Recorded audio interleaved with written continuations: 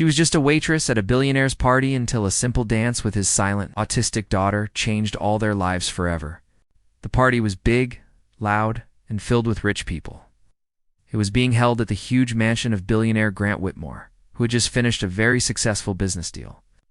Everyone was dressed in expensive clothes, drinking champagne and talking about money and business. Fancy lights hung everywhere, music played through hidden speakers, and waiters moved quickly with trays of snacks and drinks. But in one corner of this shiny, exciting world, there was a little girl sitting all alone. Her name was Lily. She was 7 years old, with long blonde hair and big, curious eyes. But those eyes were not looking at anyone. She was staring at the floor, holding her hands close to her chest and rocking slightly. People around her glanced at her, then looked away. Some whispered things like, "Poor child," or "She's so quiet," but no one came close. They didn't know what to say or how to act. Lily wasn't just she had autism. Loud noises, new people, and bright lights made her feel scared and lost. And this party was full of all those things. Lily's father, Grant, was busy talking with his business partners and important guests. He loved his daughter, but he didn't always understand her. Ever since his wife passed away 2 years ago, he had thrown himself into work. He hired the best nannies, therapists, and teachers to help Lily, but she still didn't talk much. She didn't play with other children, and she almost never smiled. Even now, during this grand party, Grant hadn't noticed how alone she looked. In the corner, meanwhile, inside the kitchen, one of the waitresses was finishing up her work. Her name was Janelle. She was a young black woman in her late 20s, with kind eyes and a calm way of moving. She worked hard, doing small jobs at events to support herself. Tonight, she was just supposed to pass around drinks and clean up dishes. But something kept pulling her attention back to the little girl in the corner, while the other waiters focused on their jobs and avoided the guests. Janelle kept sneaking glances at Lily. During a quiet moment, Janelle stepped outside into the garden to take a short break. She loved the outdoors, the fresh air, the moonlight, the quiet sounds of nature. She leaned against a tree, took a deep breath, and began to hum a soft tune. It was a simple lullaby her grandmother used to sing to her when she was a child. Janelle often hummed when she was nervous or tired. She didn't think anyone was listening, but someone was. A few feet away, just near the glass door, Lily had followed the sound. She didn't say anything. She didn't even come close. Just stood there, her small hands still, her eyes wide. Janelle noticed her and stopped humming, a little surprised. Then she smiled gently and continued the song. Slowly, very slowly, she began to sway from side to side, moving in rhythm with the melody. It wasn't a dance, not really, just a soft, calming motion. Lily took a tiny step forward. Janelle saw this and continued swaying, this time moving her hands a little, almost like waves. Lily watched carefully, then raised her arms slightly, copying the movement. It was the smallest thing, but for Lily, it was huge. She almost never responded to people like this, especially strangers. Janelle didn't speak. She didn't ask Lily to do anything. She just danced softly, gently, like she was inviting Lily into a peaceful world where she was safe. Minutes passed. The music inside the house was loud, but out here, in the garden, under the stars, everything felt quiet and warm. Lily's arms moved again. She took another step closer. Her eyes, which were often blank or fearful, now looked calm. For the first time in a long time, someone had connected with her, not using words or therapy tricks, but just through simple, kind movement. Inside the house, one of the guards noticed Lily wasn't in her usual corner and informed Grant. At first, Grant was just annoyed. He thought Lily might have wandered into the hallway or a guest room. But when he stepped outside and saw her dancing, yes, actually dancing, his heart almost stopped. He didn't say a word. He just stood there and watched as Janelle moved like a wave in slow motion, and Lily moved with her. She wasn't smiling exactly, but her face was soft, not tight or tense like before. Grant had paid thousands of dollars for top therapists, but he had never seen his daughter move so freely. For a moment he felt something strange jealousy. How could a waitress, someone he didn't even know, reach Lily like this? Janelle finally noticed Grant standing there. She froze, unsure of what would happen. Would he be angry? Would he tell her to stop? She took a small step back, giving Lily space. But Lily reached forward, not wanting her to leave. That one gesture made Grant's throat tighten. His little girl was reaching out to someone. He walked toward them slowly and knelt beside Lily. "Hey, sweetheart," he said quietly. Lily didn't answer, but she didn't move away either. Janelle smiled gently and took another step back, giving father and daughter space. Grant stood up and looked at Janelle. "Who are you?" he asked, not in a mean way, but with honest. Surprised, Janelle wiped her hands nervously on her apron and said, "I'm just one of the waitresses." I noticed she was alone. "She doesn't usually do that," Grant said, nodding toward Lily. "I didn't do anything special," Janelle replied softly. "She just seemed like she needed someone to see her." Those words stayed with Grant longer than he expected. Someone to see her. That was something he hadn't really thought about. He had always tried to fix things for Lily, hiring experts, building routines, spending money, but maybe what she needed most was something simple. Someone who saw her, not her diagnosis. Someone who moved at her pace. The rest of the party continued. But something had changed. Grant stayed outside with Lily for a while. Janelle returned to her work, quietly passing out drinks again. But her mind was still on the little girl. And Grant's mind was on her. He asked the event manager for her name. "Janelle," he said softly to himself. Janelle, waitress. With no special degree, no fancy title, but somehow she had broken through to his daughter in just a few minutes. How? Why? He didn't understand it yet, but he wanted to. That night, after the guests left and the lights went out, Grant sat in his study looking at old pictures of Lily.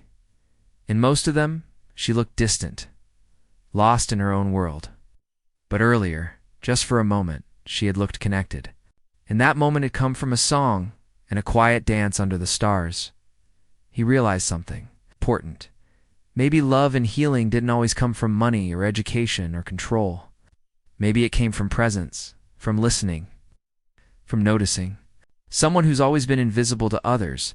And so, in the middle of the night, he made a decision. He would talk to Janelle again. Not to offer her a tip, not to thank her and move on, but to understand. Because something in his heart told him that this wasn't just a lucky moment. Like it might be the beginning of something far bigger and far more beautiful. The next morning, the big mansion was quiet again. The party was over, and the staff had cleaned everything up. Grant sat alone at the breakfast table, staring at his cup of coffee, but not drinking it. His mind was full of questions. He kept thinking about the night before, how his daughter Lily had moved, danced, and reacted to that young waitress, Janelle. Had never seen her like that, not even with trained professionals. It wasn't just strange, it was a miracle. And he couldn't forget the soft look in Lily's eyes when she followed Janelle's movements. That wasn't something you could teach in school. Later that day, Grant asked his assistant to find out more about Janelle. The assistant was confused. "You want to know about a waitress from last night's party?"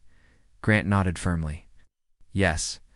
The one who danced with Lily." In a few hours, they found her name, phone number, and address. She lived in a small apartment across town and worked for a catering company. Her file didn't show anything special, no degree in childcare, no medical background, no famous family.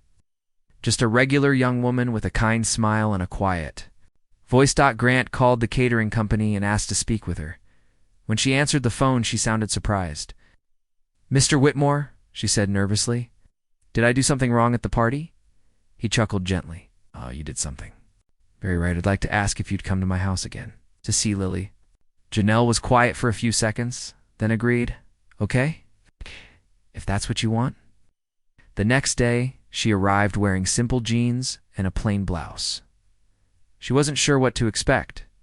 She felt nervous walking through the large gates past the expensive cars and tall doors.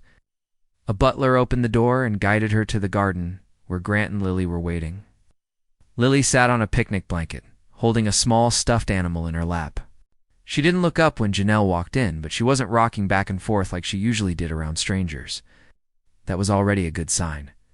Janelle smiled gently and sat down a little distance away from Lily. She didn't talk right. Away. Instead, she took off her shoes and let her bare feet feel the soft grass. Then she slowly began to hum that same tune from the other night. Her body moved gently with the rhythm. After a few minutes, Lily looked up. She didn't speak.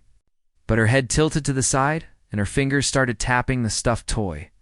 It was the beginning of something familiar. Grant sat nearby, watching closely. He didn't interrupt, didn't try to control the situation. He just watched as Janelle and Lily slowly started to move in sync again. This time, Lily stood up and took a small step toward Janelle. Her feet copied the swaying movements. She didn't smile, but there was peace in her face, like she felt understood. Janelle reached out her hand, not to take Lily's, but to gently copy her motion, like she was saying, "I see you." And Lily responded. This silent dance continued for almost 20 minutes. Grant could hardly believe his eyes. This wasn't a one-time fluke. There was something real happening here. His daughter was connecting in a way she never had before. After the session, Janelle sat down with Grant inside. Lily was nearby, quietly playing with her toy in the same room, which was rare. Usually, she would leave or shut herself away after social interactions, but not today. "I don't understand how you did that," Grant said honestly. "She doesn't react to her teachers, her therapists, not like that." Janelle looked a little shy. "I didn't do anything special," she replied. "I just listened without using words. I let her lead. I moved how she moved. That's all." Grant looked at her closely. "Have you worked with autistic children before?" Janelle shook her head. "No, not professionally. I used to teach dance at a small community center. Some of the kids were different. Quiet, anxious, unsure. But when the music played, something in them changed. So I just learned to follow their rhythm instead of forcing mine." Grant sat back in his chair. "That's exactly what no one has done with Lily. They try to make her fit into their world. But you're entering hers." Janelle smiled softly. "Sometimes that's the only way in." That night, Grant couldn't stop thinking. He walked through the long halls of his house, looking at old pictures of Lily, pictures with her mother, before everything changed. He remembered how his wife used to sing lullabies to Lily at night, how she would sway and dance softly, just like Janelle had done. Maybe that was why Lily responded. Maybe something deep in her remembered that kind of love. The next morning, Grant called Janelle again. "Would you consider coming regularly?" he asked. "Not as a waitress, got it, but as someone to help Lily through music, or movement, or whatever it is you're doing." Janelle hesitated. "Mr. Whitmore, I'm not a professional. Papers or licenses. I just do what feels right." "That's exactly why I'm asking," he said. "Because what you do works." Janelle agreed, but only under one condition. "I don't want to be called a therapist. I'm just her friend. Someone who sees her." Grant accepted, and so a new rhythm began in their lives. Every afternoon, Janelle came over. She didn't bring toys or plans. She just brought herself, and Lily waited for her. Slowly, their connection grew stronger. Janelle introduced simple instruments: a tambourine, a tiny drum, a xylophone. Touched them with curiosity, sometimes smiling when the sounds matched her movement. It wasn't just play, it was communication. Grant started to notice changes. Lily slept better. She had fewer meltdowns. One day, she pointed to a bird in the garden and said, "Blue." It was a small word, but it was one of her first. Grant cried silently behind her, overwhelmed. He also started watching Janelle more closely, not just as someone helping his daughter, but as a person. She was patient, gentle, and strong. She didn't treat Lily like a puzzle to solve. She treated her like a whole person. One evening, Grant invited Janelle to dinner not as a worker, but as a guest. She was nervous, but accepted. They sat in the grand dining room, but the atmosphere was soft, quiet. Grant asked her about her life. She told him how she had grown up in a rough neighborhood, raised by her grandmother after her parents left. She had loved dancing since she was a child and used to teach kids for free at the local center. But after her grandmother got sick, she had to leave everything and take care of her. After her grandmother passed away, she took small jobs to survive. You gave up a lot, Grant said. I did what I had to, she replied. He respected her more with every word, not because of her struggles, but because she never complained. And kindness, without expecting anything back. Over the next few weeks, word of Lily's change spread among Grant's staff. The head of Lily's therapy team asked to observe one of Janelle's sessions. At first, Janelle felt nervous, but she agreed. The therapist watched as Lily and Janelle danced gently under the trees, the music coming from a tiny speaker. Afterward, the therapist looked amazed. She's regulating her own behavior. That's a huge step. Janelle nodded. She just needs space to be herself, the therapist later told Grant. I think Janelle has a natural gift. She connects in ways we don't. We can't teach this. Grant started wondering if Janelle could help Lily like this, how many other children? Could she help? And how many other Janelles were out there, unnoticed, working behind the scenes, carrying powerful talents no one ever saw? He looked at his daughter playing with soft ribbons in the sunlight, and he knew something special was happening, and it had only just begun. The days turned into weeks, and Janelle became a regular part of Lily's life. Every afternoon, she came to the mansion. She didn't bring fancy tools or expert lessons. She brought soft music, patience, and gentle movements. Lily began to wait for her by the window. Sometimes, she would stand at the door 5 minutes before Janelle arrived, holding her favorite stuffed animal and looking toward the gate. It was clear she trusted Janelle. That trust was changing her. Lily started doing small things that were new for her. She began humming little tunes. She copied dance steps. She touched Janelle's hand softly when she was happy. And once, she even laughed a soft, sweet sound that made Grant freeze when he heard it. It had been so long since he heard his daughter laugh that he almost forgot what it sounded like. That laugh meant something inside her was opening up. One day, while Janelle and Lily were playing with colorful scarves in the garden, Grant sat nearby with a child behavior expert he had hired. The expert had a notebook, a camera, and years of experience. He had worked with autistic children all over the country. But as he watched Janelle and Lily, he leaned forward in surprise. "Sir," he whispered to Grant, "she's doing something I haven't seen before." Grant looked at him. "What do you mean?" The expert nodded toward them. "She's using movement to enter the child's world without forcing her to change. Most of our techniques try to bring children into our world. Opposite. She's adapting to the child and the child is responding." Grant watched closely. Janelle wasn't giving Lily commands. She wasn't even talking much. She was just following Lily's rhythm. When Lily twirled, Janelle twirled. When Lily stopped, Janelle stopped. When Lily clapped, Janelle clapped back in time. And together, they created a kind of quiet language. That evening, after Lily had gone to sleep, Grant asked Janelle to sit with him in the library. The room was full of books and warm light. Grant poured her a glass of lemonade and sat across from her. "I want to understand you," he said simply. Janelle looked confused. "Understand me?" "Yes." "What is it you're doing with Lily? Everyone sees how different she is now. But we don't know how you're doing it."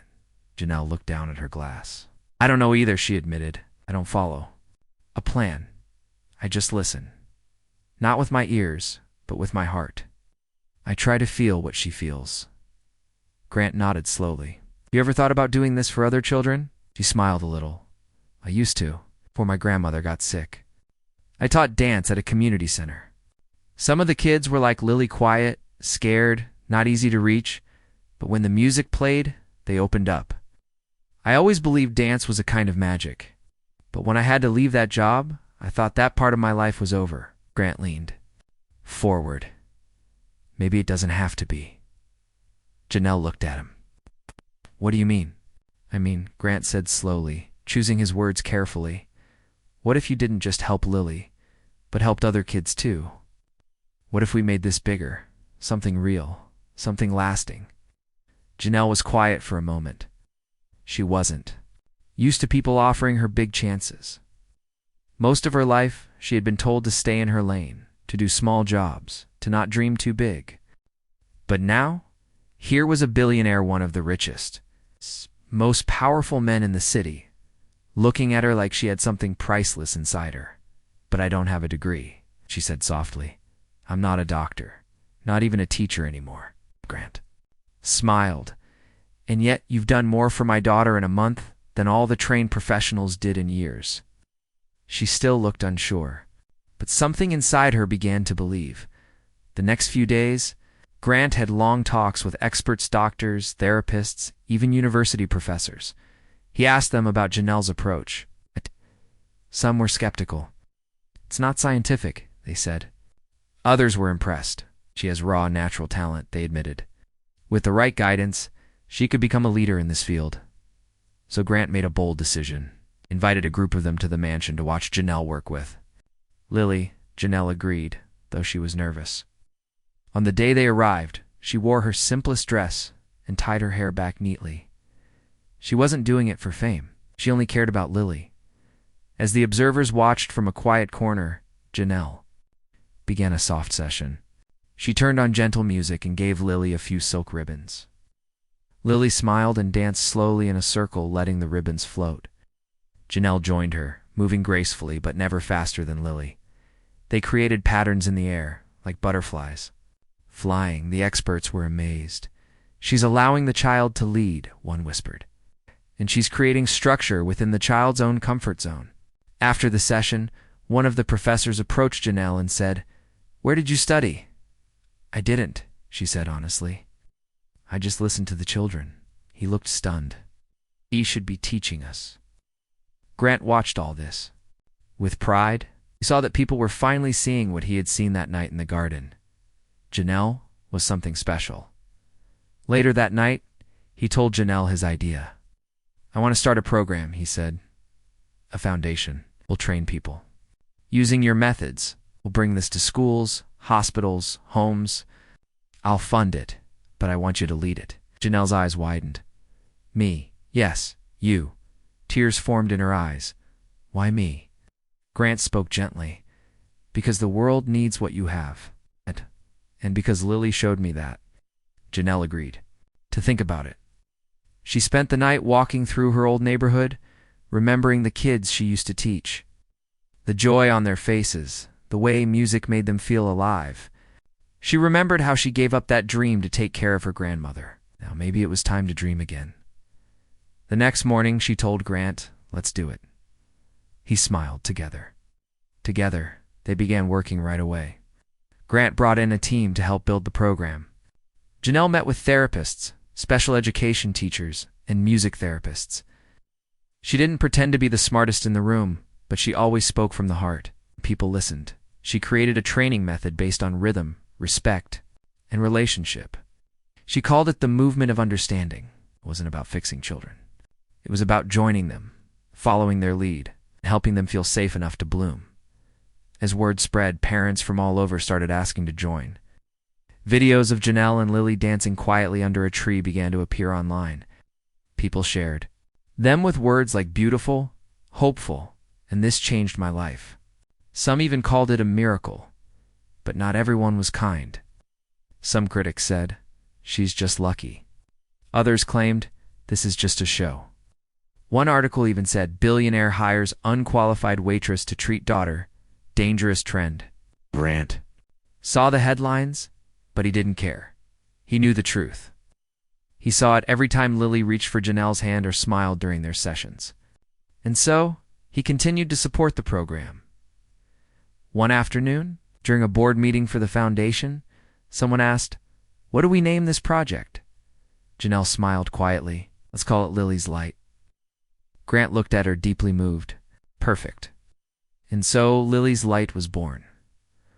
What had started as a simple dance at a party had turned into something far more powerful. A young woman with no title had touched the life of a little girl. And in doing so, she had started a movement that would help thousands more. The journey wasn't over, but something beautiful had begun. The foundation Lily's Light was now no longer just an idea, it was becoming real. People were talking about it in schools, hospitals, and even in government meetings. The news channels showed short clips of Lily dancing softly with ribbons, or playing a drum with a peaceful look on her face. Journalists called it a new way to connect with autistic children, and slowly, more and more families began reaching out. Some were desperate parents who had tried everything. Others were teachers who felt helpless. All of them were hoping for a miracle like what they had seen with Lily. Janelle was no longer just a waitress, but she didn't act like someone famous or important. She still spoke kindly and simply. She still smiled gently and wore modest clothes. She never bragged. She didn't try to act like a hero. In fact, she often felt nervous in front of cameras and crowds.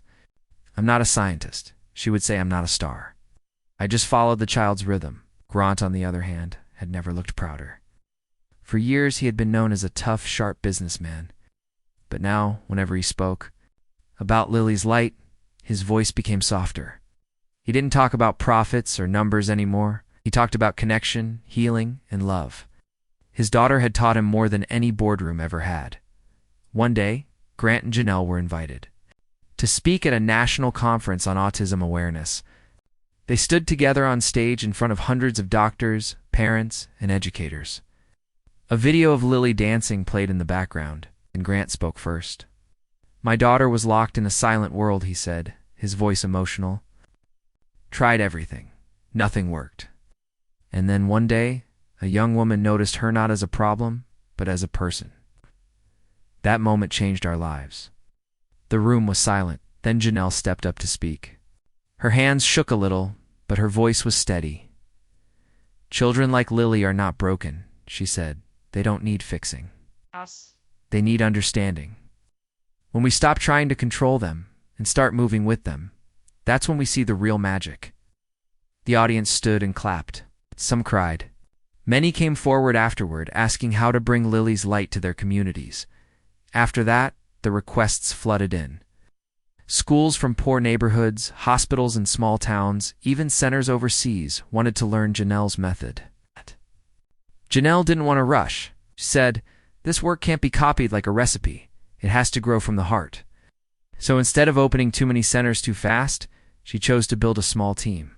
She handpicked people not based on their degrees, but on their kindness. She watched how they spoke to children, how they listened, and how they moved. If someone tried to lead too much, she gently told them, "Wait, let the child lead you." Many of her new team members were like her ordinary people with extraordinary patience. One was a young man who used to be a street dancer. Another was a retired grandmother who used to teach yoga in a park. Each had their own rhythm, their own gift. Janelle trained them slowly. She called them listeners.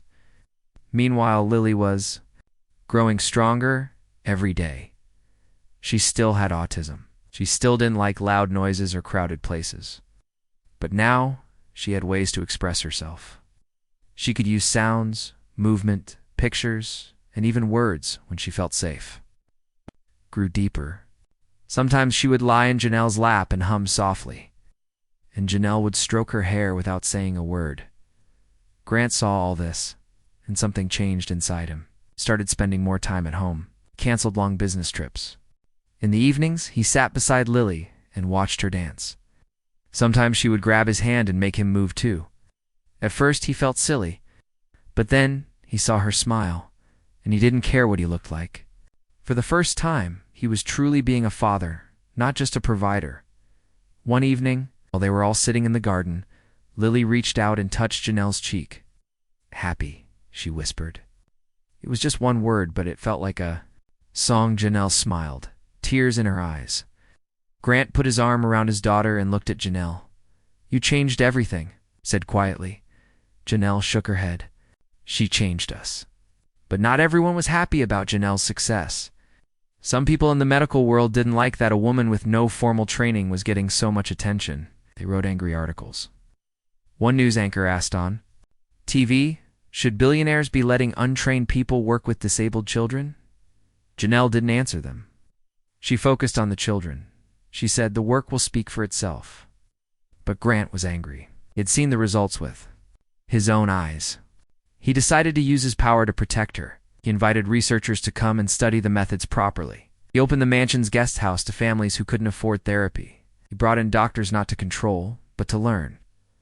One of the most powerful moments came when a mother from a faraway town brought her 6-year-old son.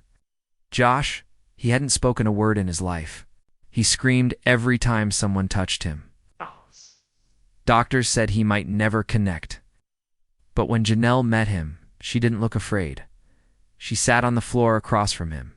She didn't speak. She just hummed a soft tune and swayed. Josh didn't respond at first, but after 3 days, something happened. He walked over to her and sat down. He didn't scream. He didn't cry. He just sat beside her, breathing in rhythm. His mother fell to her knees, sobbing. "He's never done that," she whispered. Janelle held Josh's hand. He just needed time. Stories like that began spreading. People started calling Janelle the whisperer of children, but she always corrected them. "I don't whisper. To them, I just listen." Grant saw her strength and humility, and he found himself thinking about her more and more.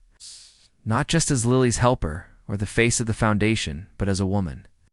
He admired her kindness, her courage, her wisdom, and he realized something he hadn't expected. He was falling in love with her. He didn't know how to say it. She wasn't part of his world. She didn't wear designer clothes or live in a big house. But when she was near, everything felt warmer. Softer, right? One night, after a long day of working with the foundation, they sat together in the garden. The stars were out, and Lily had gone to sleep. Grant looked at Janelle and said softly, "You know, this garden used to feel so empty." Janelle smiled. "And now it feels like home." She looked at him, unsure what to say. He reached out slowly and held her hand. "I don't want this to end when the work is done," he said. "I want us to build more than just a foundation." Janelle didn't answer right away. But then she leaned her head on his shoulder. That said enough. From that night on, something changed between them. It wasn't rushed. It wasn't loud. But it was real. They worked side by side, but now there was a deeper bond. A quiet love growing between two people who had both been lonely in different ways. A businessman who had lost his wife and daughter's smile, and a young woman who had given up her dreams to care for someone else. Together, they built something powerful, not just a therapy method, not just a charity, but a family. And the world noticed. People began to write letters to Janelle, thanking her. Parents sent drawings from their children. Some kids even made up dances and called them Janelle moves. Hospitals started asking for her help. Schools requested training for their teachers. Janelle never let it go to her head. She kept her routines simple. She still sat on floors, still listened more than she spoke. And no matter how busy she got, she always made time for Lily. One morning, Lily woke up, walked to her father, and said something she had never said before. "Where's Janelle?" Grant smiled and said, "She'll be here soon, sweetheart." Lily nodded and whispered, "I miss her." Grant hugged his daughter tightly. "I do too," he said, because what started as a quiet dance between a waitress and a little girl had grown into something the whole world could feel, a movement of understanding, healing, and love. It was only just beginning. Years passed since that unforgettable night when Janelle first danced softly with Lily under the stars. The small seed of hope planted in the garden of the Whitmore mansion had grown into a flourishing tree, spreading its branches wide and strong. Lily was now 12 years old.